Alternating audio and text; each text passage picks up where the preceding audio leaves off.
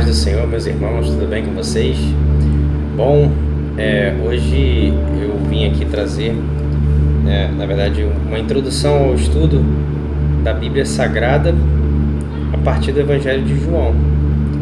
E eu gostaria de compartilhar primeiro uma visão geral da Bíblia, a gente olhando ela de uma maneira abrangente, de Gênesis a Apocalipse, e as suas divisões, para a gente entender bem, primeiramente, as divisões da Bíblia, e depois entrarmos no Evangelho de João. E para isso, eu vou apresentar para vocês aqui um diagrama. Esse é o diagrama aqui, e percebam que aqui está a Bíblia Sagrada, e há uma divisão entre Antigo e Novo Testamento. Até aqui, acredito que seja tranquilo para todos, E o que divide o Antigo do Novo Testamento é a manifestação da pessoa, em carne, do Filho de Deus, o nosso Senhor Jesus. Então, a manifestação do nosso Senhor Jesus em carne e osso é o que vai ali dar início ao Novo Testamento. Mas vamos voltar, uma vez que a gente entende que tem essa divisão, e essa divisão é a manifestação do nosso Senhor Jesus Cristo em carne e osso, nós voltamos lá para o início. E lá no início, vamos ver aqui, eu coloquei 4 subdivisões para ficar mais tranquilo de entendermos. E dentro do primeiro quadrado ali, no Antigo Testamento, nós temos a lei. A lei, que é a lei de Deus, também conhecida como a Torá. Também conhecida como a lei de Moisés. Porque foi Moisés quem a escreveu, mas foi Deus a quem deu a Moisés para que Moisés a escrevesse. Ali nessa parte estão os 5 primeiros livros que nós temos na Bíblia, os Pentateucos, chamado de Pentateucos porque penta vem de 5, e são os 5 primeiros livros: Gênesis, Êxodo, Levítico, Número e Deuteronômio. Esses são os livros que formam a Torá. Moisés, ele aprendeu um pouco com seus pais, ele teve um breve momento com eles ali no Egito, depois ele teve que sair fugido para a terra de Midian, aonde encontrou o sacerdote Jetro, que inclusive passou a ser seu sogro, porque Moisés casou com a sua filha Zípora, e ali viveu durante um bom tempo aprendendo com Jetro das histórias dos antepassados, desde a criação do mundo de Adão. Então ele já aprendeu muito com Jetro. E depois Moisés encontrou Deus no Monte Horebe, no meio da sarça em chamas, onde a sarça ardia em chamas, mas não se consumia. Então Deus ali se revelou a ele. A partir daquele momento, Moisés também teve ali contato direto com Deus, e Deus o guiando e instruindo para usar ele como instrumento da sua vontade. Então Moisés teve toda uma base, dos antepassados, quanto também diretamente de Deus o conduzindo, Então ali ele escreveu de Gênesis a Deuteronômio, e essa é a primeira sequência ali dos livros da Bíblia no Antigo Testamento. Quando Moisés ele veio a falecer, deixou um substituto, e o nome desse substituto é Josué.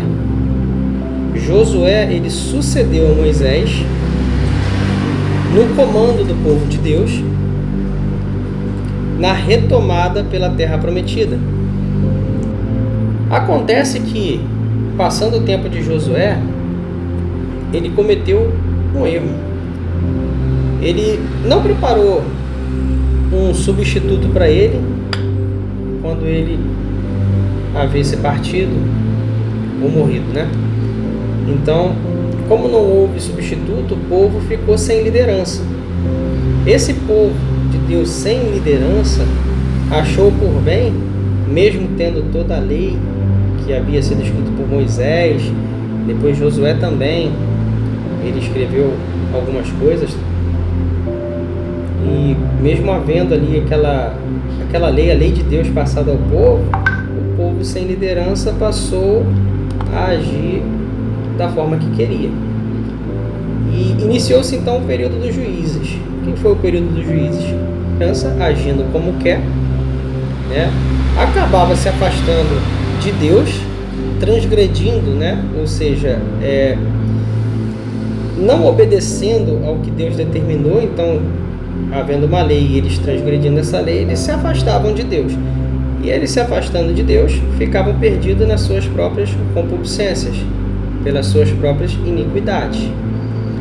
Estando fora da proteção de Deus, por estar se afastando, acontecia desgraças, povos, né, confrontavam eles, perdiam, iam perdendo território. Quando as coisas começavam a ficar ruins, eles clamavam a Deus, e aí Deus ouvia a voz do povo e levantava um juiz. O primeiro foi Otiniel, temente a Deus, né, como instrumento de Deus também, se levantou, e ali Deus executava a sua justiça e mostrava a manifestação do seu poder, por quanto aquele juiz conduzia o povo de acordo com a orientação de Deus.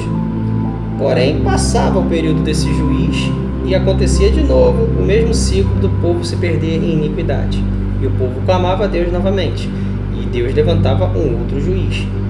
E aí, esse juiz, né, seguindo as instruções de Deus, tudo ficava tranquilo. Porém, esse juiz morria e o povo, novamente, eles se perdiam em iniquidade. E ficou sendo assim esse período. O primeiro juiz, Otiniel, dentre um dos juízes que mais conhecidos aí temos Sansão, né? E o último juiz é o profeta Samuel.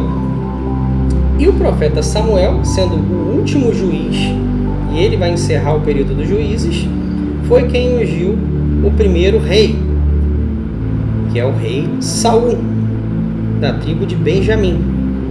Então, com a unção do rei Saul, como rei sobre o povo de Israel, encerra-se o período dos juízes e inicia-se o período dos reis, aonde vai ter uma sequência de reis e uma série de acontecimentos na história do povo de Israel, né? E aonde também um período onde vão ser levantados muitos profetas por Deus.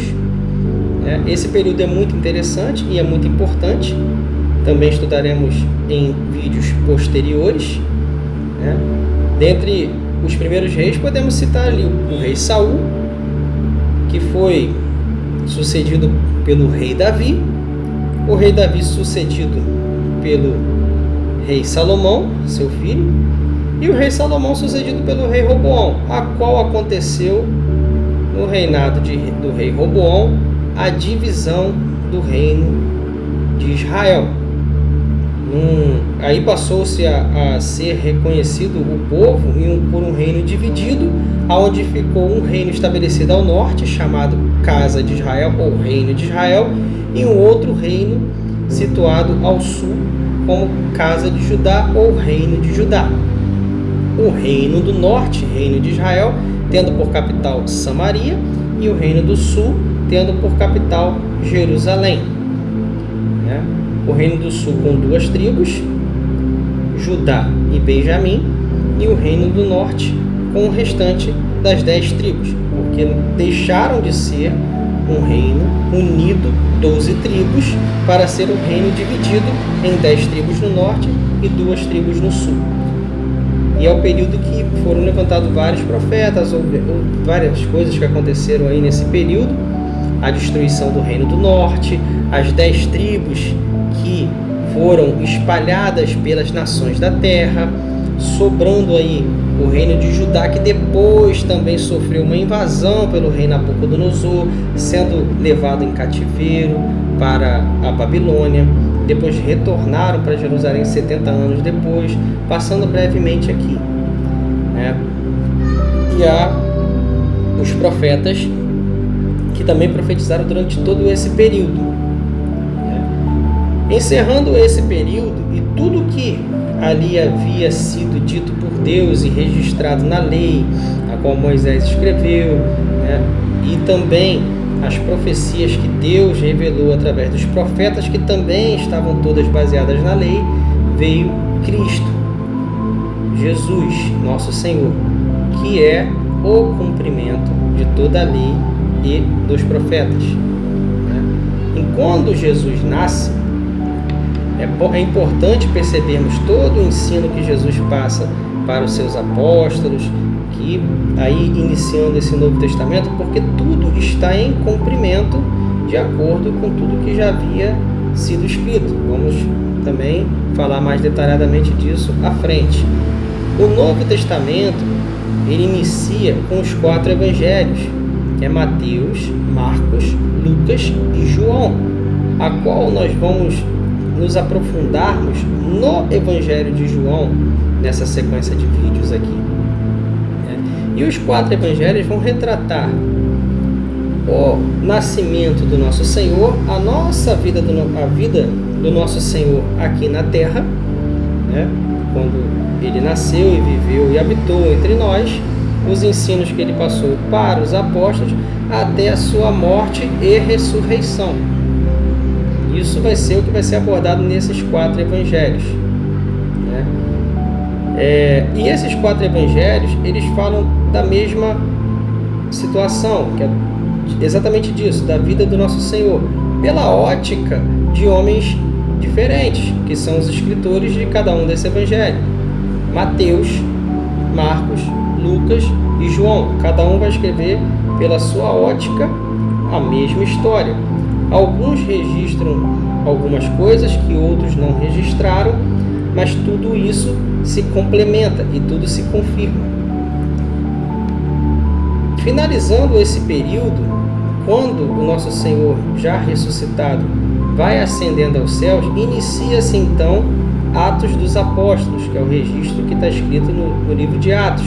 Assim que Jesus sobe aos céus na nuvem e começa então o ministério dos apóstolos, com base em tudo o que Cristo havia ensinado a eles. E ali está registrado tudo isso. Isso está também ligado ao próximo quadrado, que são as cartas de instruções à igreja, que foram escritas também durante esse período dos apóstolos. A maioria dessas cartas escritas pelo apóstolo Paulo, mas teve cartas escritas pelo apóstolo João, teve cartas escritas pelo apóstolo Pedro, teve cartas aí escritas por Judas, né? Teve uma sequência ali de cartas de instrução à igreja, né? A igreja, que é um só corpo, somos todos nós.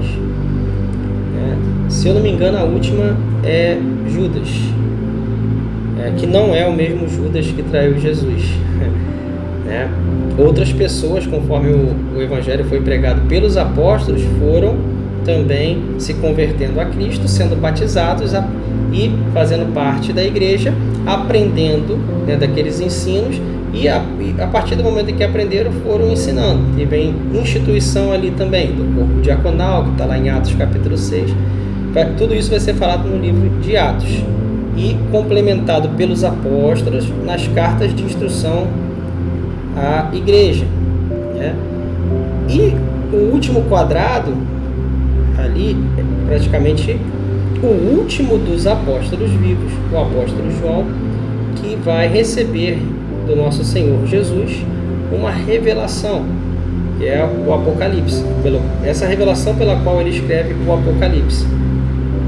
E o Apocalipse nada mais é do que tudo o que foi dito na lei e nos profetas, cumprido em Cristo, revelado por Cristo ali, e também muito entendido por todos os apóstolos, dentre os quais eu destaco aqui o apóstolo Paulo, porque ele era de todos conheciam a lei, os profetas e o ensino de Cristo. E o apóstolo Paulo se destaca pelo autoconhecimento que ele tinha das Escrituras, pela criação que ele teve, aos pés de Gamaliel, um dos mais renomados fariseus, conhecedores das Escrituras como nenhum outro, né? Então, tudo isso que está no Apocalipse vai confirmar tudo que veio antes. Tudo que veio antes ali. Isso tudo a gente vê essa divisão da Bíblia, agora fechando de uma visão geral, de Gênesis ao Apocalipse, o cumprimento do plano de Deus para o homem. Desde que o homem se perdeu no Éden, Deus vem guiando e instruindo o homem a retornar. Só que o homem deve retornar pela sua própria vontade e pelo seu livre-arbítrio. O que Deus faz é orientar ao povo e guiar ao povo para que ele retorne. E Deus, ao longo de toda a história, utilizou-se de várias figuras e circunstâncias para profetizar o caminho, né, para mostrar o caminho que o homem deveria seguir para retornar a Deus. Tudo isso em um cumprimento perfeito. Então aqui fechamos esse vídeo apenas de introdução e nós iremos depois entrar para o Evangelho de João, né, onde iremos passo a passo observar tudo isso, né, sendo explicado ali também pelo apóstolo João e os apontamentos que há para a lei e os profetas. E eu gostaria de encerrar por aqui e agradecer a todos, né, por esse vídeo, de terem assistido. É sempre muito bom de estarmos buscando aí o conhecimento das Escrituras, que Deus possa alimentar o entendimento de cada um, a sabedoria. Continuamos buscando mais e mais de Deus, né, e que Deus possa abençoar grandemente a vida de cada um, seus casamentos, suas famílias, sua saúde, todos os aspectos da sua vida, e que possamos estar sempre voltados às instruções de Deus para que sejamos guiados a algo maravilhoso que Deus tem para nós. Desde já, muito obrigado, fiquem na paz, em nome de Jesus.